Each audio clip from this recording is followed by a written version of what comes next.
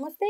ప్రస్తుతం మనతో పాటు AP Congress spokesperson Kasaragadda Nagarjuna ఉన్నారు. ఆయనతో మాట్లాడదాం. నమస్తే సార్. నమస్తే సార్, చెప్పండి. ఇప్పుడు షర్మిలమ్మ ఏదైనా ప్రెస్ మీట్ పెడుతుంటే ఆ ప్రెస్ మీట్ కి సంబంధించి వాళ్ళు మాట్లాడేది ఏంటంటే, మీరు జగన్ ని విమర్శించడానికే ప్రెస్ మీట్ పెడుతున్నారు కానీ పార్టీ ప్రయోజనాల కోసం ఆలోచించి అయితే ఇది పెట్టట్లేదు అని చెప్పేసి ఒక విమర్శిస్తున్నారు. ఇంకో పక్క జగన్మోహన్ రెడ్డికి సంబంధించి అండ్ జగన్మోహన్ రెడ్డి షర్మిలమ్మకి సంబంధించి ఆస్తుల గొడవ, ఇది ఫ్రీగా ఆస్తులు ఇచ్చేస్తాను అని చెప్పేసి జగన్మోహన్ రెడ్డి ప్రకటించారు అని చెప్పేసి అది అంటున్నారు. ఇది వినిపిస్తుంది. మీరేమంటారు దీని గురించి?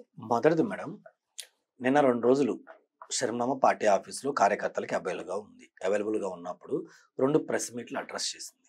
ఓకే.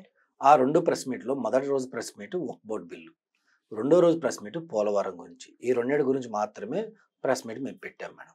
ఈ 2 సమస్యల మీద మేము పోరాడిన తర్వాత మొదటి రోజు ఏ సమస్య మేము పోరాడమంటే వక్ఫ్ బోర్డు మీద మేము పోరాడినాం. మేము పోరాడినప్పుడు జగన్మోహన్ రెడ్డి స్టిల్ ఇప్పటికీ ప్రెస్ మీట్ పెట్టి వక్ఫ్ బోర్డు మీద మీ స్టాండ్ ఏంది, మీరేమన్నారు ఏందని విలేకరులను పిలుచుకొని ఇంకోటి పిలుచుకొని మాట్లాడలేదు మేడం. మా షర్మిలమ్మ ముందొచ్చి మాట్లాడింది. అంటే ప్రజా ప్రయోజనాల కోసం ప్రజల సమస్యల్ని మొదట ఎవరు అడ్రస్ చేస్తున్నారు ఆలోచించండి. షర్మిలమ్మే అడ్రస్ చేసింది. రెండోది, సెకండ్ డే పోలవరం గురించి మేము మాట్లాడినాం.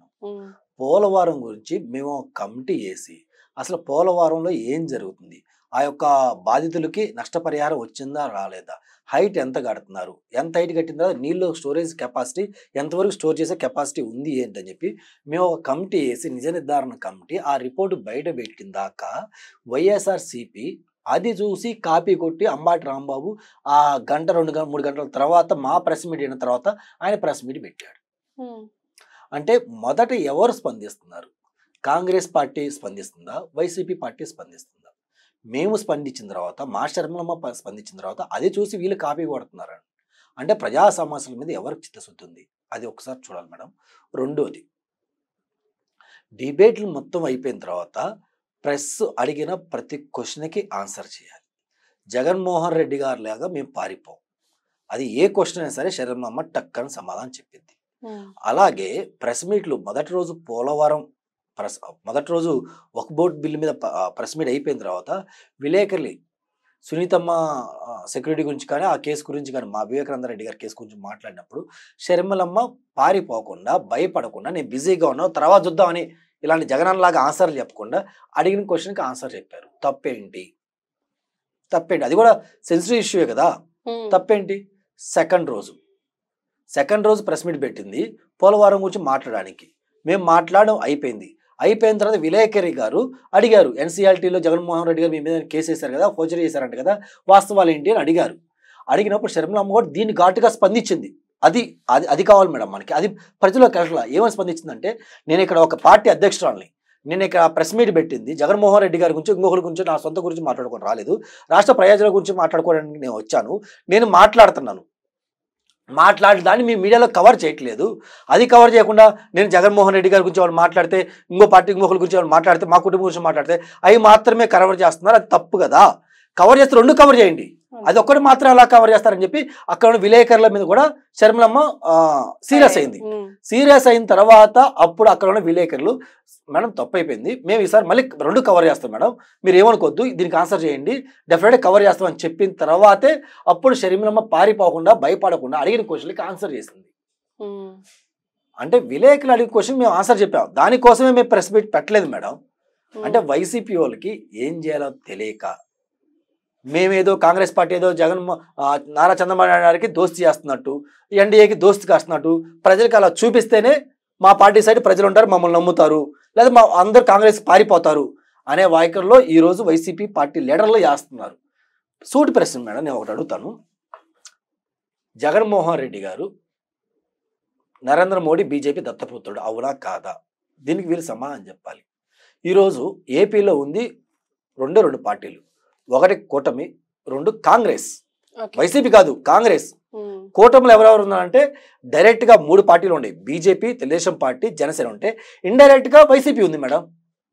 ఈరోజు కూటమి కూడా వైసీపీలోనే ఉంది. ఎందుకు ఈ మాట అంటున్నారంటే, రాజ్యసభలో కూడా మీరు చూస్తే ఎన్డీఏకి సపోర్ట్ చేస్తే మీరు ఓటేశారు కదా మీ రాజ్యసభ మెంబర్లు, అంటే వక్ఫ్ బోర్డుకి సపోర్ట్ చేస్తే మీరు ఓటేశారు కదా, అంటే ఇండైరెక్ట్ మీరు ఎన్డీఏ కూటమిలో ఉన్నట్టు కదా. మీరు మమ్మల్ని ఎలా భయంలో ఏం చేస్తారు? మేము రాష్ట్ర ప్రయోజనాల కోసం, ముస్లిం ప్రయోజనాల కోసం మేము ఫైట్ చేస్తున్నాం. ఇప్పుడు ఎన్డీఏ కూటమికి అగెన్స్ట్గా మేము ఉన్నాం, మీరు వాళ్ళతో కలిసి ఉన్నారు. కలిసి ఉండి మీరు ఎలా మాట్లాడతారు?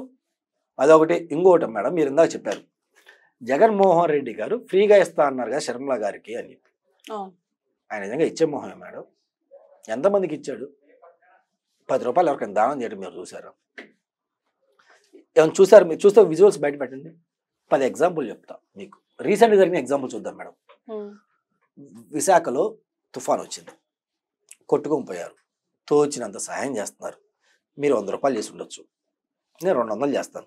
ఎవరి ఆర్థిక పరిస్థితిని బట్టి వాళ్ళు సపోర్ట్ చేశారు. ఎందుకంటే విజయవాడలో వరదలు వచ్చి అన్నీ కొట్టుకొని పోయినాయి కదా, ప్రజలు ఇబ్బంది పడ్డారు అని చెప్పి ఎవరు తోచినంత సాయం. కొంతమంది అండి ఒక 10 కేజీలు రైస్ ఇచ్చారు, ఇంకొక 20 కేజీలు టమాటా, ఎవరికి నచ్చి వాళ్ళు ఇచ్చుకుంటా వచ్చారు. జగన్మోహన్ రెడ్డి గారు వచ్చి ఆడ మాట్లాడుతూ ఆయన ఏం చెప్పాడు? 1 కోటి రూపాయలు నేను నష్టపరిహారం ఇస్తాను అని చెప్పాడు. ఎవరికి ఇచ్చారు? ఏ అకౌంట్ నుంచి ఇచ్చారు? ఏ అకౌంట్కి క్రెడిట్ అయినాయి? ఆ అకౌంట్ ఎలా ఖర్చు పెట్టారు? ఆ డీటెయిల్స్ కానీ మొత్తం ఇవ్వమని చెప్పండి. అంటే ప్రకటించారు కానీ ఇవ్వలేదంట. యాడ్ ఇచ్చారు మేడం. వాళ్ళు ఏం చెప్తున్నారు? నేను మజ్జిగ ప్యాకెట్లు పంచిపెట్టాను, బిర్యానీ ప్యాకెట్లు పంచిపెట్టాను, వాటర్ ప్యాకెట్ దానికోసం 1 కోటి రూపాయలు అయిద్దా? 1 కోటి రూపాయలు అయిద్దా? ఖర్చుపోతే నీ యొక్క పార్టీ ఆఫీస్ నుంచి కానీ నీ పర్సనల్ అకౌంట్ కానీ ఏ మజ్జిగ ప్యాకెట్ కంపెనీకి నువ్వు 50 లక్షలకు పంపించావు? ఏ పులిహార ప్యాకెట్ కానీ ఒక 50 లక్షలు ఇచ్చి ఉండవు, లేదా ఇంకో దానికి వాళ్ళ అకౌంట్కి కొట్టుండాలి కదా నువ్వు డబ్బులు, కొనుండాలి వాళ్ళ దగ్గర. ఏది ఖర్చు చూపించు మరి. క్యాష్ ఇచ్చిండ్రేమో సార్. ఇచ్చే ఉండొచ్చు, ఎందుకంటే ఆయన దగ్గర అంత బ్లాక్ మనీ ఉంది అయితే. సో ఇంకోటి మేడం, అంటే అక్కడ పిల్లికి బెచ్చం పెట్టాల. రెండోది మేడం, వల్లభనేని వంశీ విజయవాడలో సంథింగ్ ఏదో జైలు దగ్గర ఆయన పరామర్శించడానికి వచ్చారు. రాజమండ్రి ఒక పసిబిడ్డ జగన్మోహన్ రెడ్డి గారి దగ్గరకు వచ్చి, జగన్మోహయ్య నేను ఫీజు కట్టుకోలేకపోతున్నాను, కూటమి నాకు అమ్మ ఒడి ఇవ్వలేదు జగన్మోహయ్య అని చెప్పి ఆమె బాధలు చెప్పుకుంది. నువ్వేం చేయాలి? పక్కన నీ పియోను ఇంకొకరు ఎవరో ఒకరు ఉంటారు కదా, నీ ఇన్ఛార్జ్ ఎవరు ఉంటారు, అమ్మకు ఒక 50,000, ఒక 10,000, ఒక 20,000 తల్లి నువ్వు ఫీజు కట్టుకుని చదువుకోమ్మా, చదువు ఆగకూడదు, వాళ్ళతో ఉందని నేను చదివిస్తానులే, ఎంత తీసుకుంటానులే అని చెప్పి నువ్వు చెప్పాలి కదా. మరి ఏం చేసావు? ఇంతేనా? ఇలా ఒక ఫోటో దిగాడు, పంపించాడు ముద్దు పెట్టి. ఉపయోగం ఏముంది? నువ్వు డబ్బులు దానం 10,000 కూడా లేకుండా ఉన్నావా? 20,000 కూడా లేకుండా ఉన్నావు కదా. పసిపెట్టి చదువుకోవడానికి డబ్బులు లేవని చెప్పి నీ దగ్గరకు వచ్చింది కదా, మనం ఎందుకు ఇలా పోయావు? అంటే జగన్మోహన్ రెడ్డి గారి స్వభావం ఫ్రీగా ఇచ్చే స్వభావం. సరే అన్నీ వదిలేయండి. పులివెందల్లో చూద్దాం. ఈయన పులివెందల ప్రచారానికి వెళ్ళినప్పుడు ఆ పులివెందలు ఈయన చూడటానికి ఒక 10-15 ఏళ్ళ బాలుడు ఉరుక్కుంటా 4 గంటలు నడుచుకుంటూ జగన్మోహన్ రెడ్డి గారు చూడటానికి వచ్చారని చెప్పి సాక్షిలో కూడా వేశారు మేడం. చూశాడు కదా.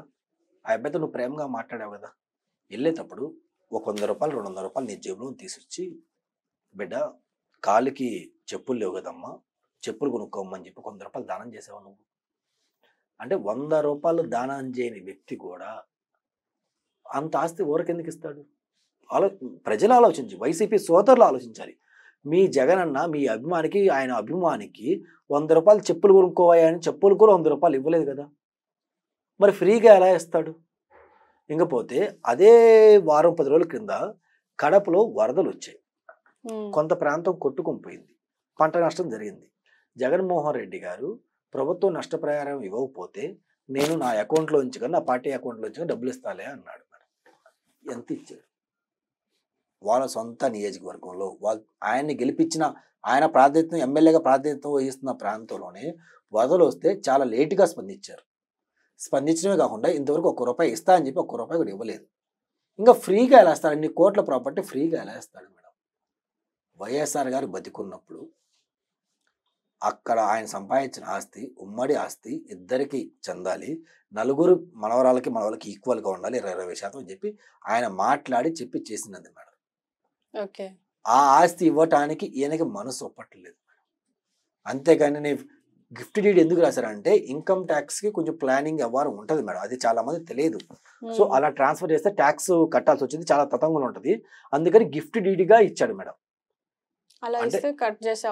అంటే అది ఒక చిన్న ట్యాక్స్ సేవింగ్ కింద అదొక ప్లాన్ మేడం. సో ఆ విధంగా ఇచ్చారు కదా పిచ్చి. జగన్మోహన్ రెడ్డి గారికి ప్రేమ ఉండి ఫ్రీగా ఊరక ఎలా ఇవ్వలేదు మేడం. సో అర్థం చేసుకోలేదు. కనీసం జగన్మోహన్ రెడ్డి గారు విజయమ్మని తీసుకెళ్ళి 4 రోజులు ఇంట్లో పెట్టుకుని అన్నం పెట్టాడా? మీరు చూడండి ఈ మధ్యలో ఎప్పుడన్నా. మరి ఇంకెలా ఫ్రీగా ఇస్తాడు మేడం? ఆ ఆస్తి ఆమె ఇవ్వాల్సింది ఇవ్వకుండా జనరల్గా 50% షర్మిలమ్మకు ఉంటే 50% జగన్మోహన్ రెడ్డి గారికి ఉండాలి. కానీ ఎంఓయూలు ఎంత రాశారు? షర్మిలమ్మకి 40% రాస్తే జగన్మోహన్ రెడ్డి గారికి ఎంత రాశారు? 60% రాశారు. అంటే అక్కడ కూడా నువ్వు 10% షర్మిలమ్మకి నువ్వు టోపీ పెట్టినవు కదా. షర్మిలమ్మ సరే పానీలే మన్నాయి కదా, మన్నోళ్ళు పెట్టలే కదా, మా మేన కోళ్ళలే కదా, తిన్నీలే ఏముందని చెప్పి ఆమె వదిలేస్తుంది కదా. అంటే ఎవరు రాజన్న బిడ్డ, ఎవరికి ప్రజల మీద ప్రేమ ఉంది, ఎవరు ఆస్తిని ఏముందిలే లైట్ తీసుకుంటారు మొత్తం